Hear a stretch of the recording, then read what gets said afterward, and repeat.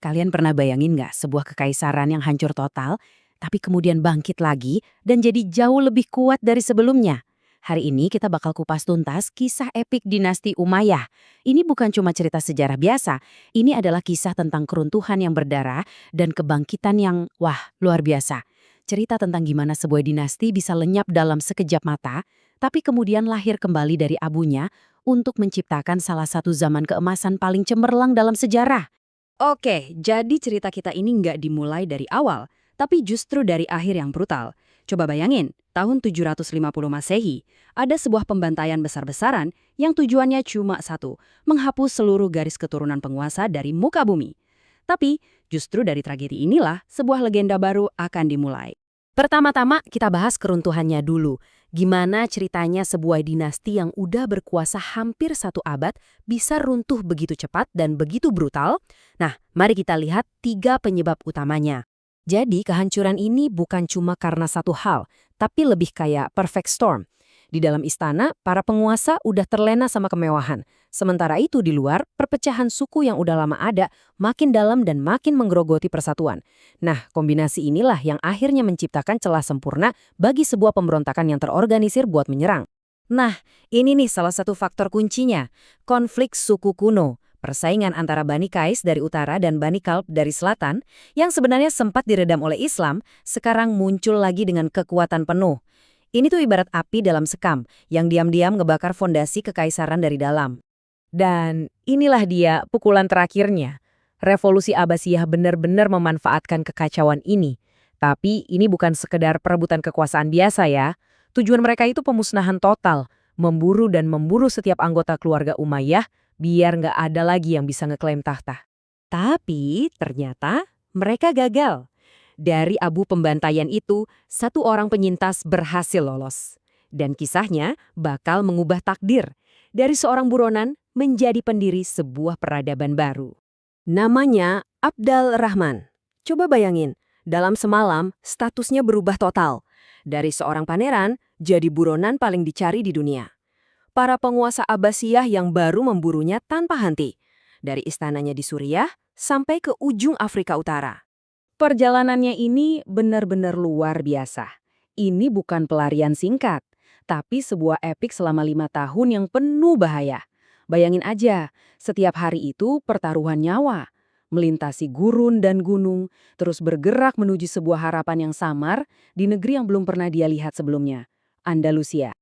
Saking hebatnya, bahkan musuhnya sendiri, Khalifah Abbasiyah, memberinya julukan ini. Ini semacam pengakuan atas pencapaiannya yang luar biasa. Seorang raja wali yang terbang melintasi dunia untuk membangun sarang baru. Ini nunjukin betapa legendarisnya perjalanan dia, di mata kawan maupun lawan. Nah, setelah berhasil selamat, Abdal Rahman gak cuma membangun tempat perlindungan, enggak. Dia mendirikan sebuah dinasti baru yang akan mengubah wajah Eropa. Dari seorang buronan, dia menjadi arsitek peradaban. 770. Angka ini mungkin kelihatannya biasa aja ya, tapi tunggu dulu. Ini adalah jumlah perpustakaan di ibu kota barunya, Cordoba. Biar kebayang, di zaman yang sama, biara paling besar di Eropa itu mungkin cuma punya puluhan buku. Di Andalusia, ilmu pengetahuan itu nggak cuma disimpan, tapi dirayakan. Dan inilah dia, Cordoba, dijuluki permata dunia.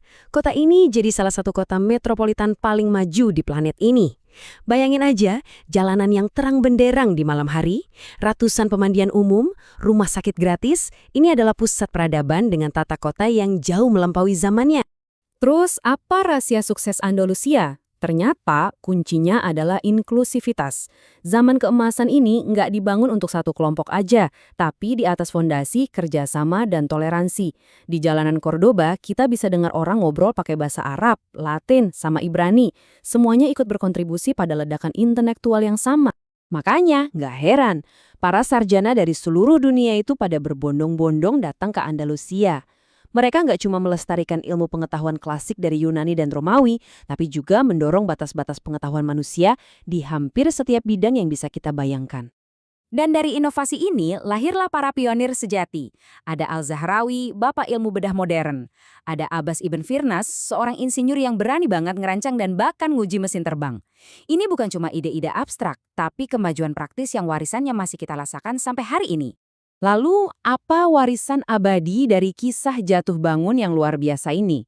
Kenapa Andalusia bisa jadi cahaya yang begitu terang di saat Eropa justru sedang mengalami masa yang sering disebut masa kegelapan? Nah, perbandingan ini benar-benar nunjukin kenapa kebangkitan kembali Umayyah di Andalusia itu begitu penting dalam skala global. Sementara sebagian besar benua Eropa lagi mengalami kemunduran, Andalusia justru jadi mercusuar pengetahuan dan kemajuan yang menerangi dunia. Sesuatu yang dimulai dari pelarian putus asa satu orang untuk bertahan hidup, ternyata tumbuh menjadi salah satu peradaban paling cemerlang dan paling awet dalam sejarah. Ini adalah bukti nyata kekuatan, ketahanan, dan juga visi. Pada akhirnya, kisah dinasti Umayyah ini meninggalkan sebuah pertanyaan untuk kita renungkan hari ini. Pelajaran apa sih yang bisa kita ambil tentang cara membangun masyarakat yang toleran dan inovatif?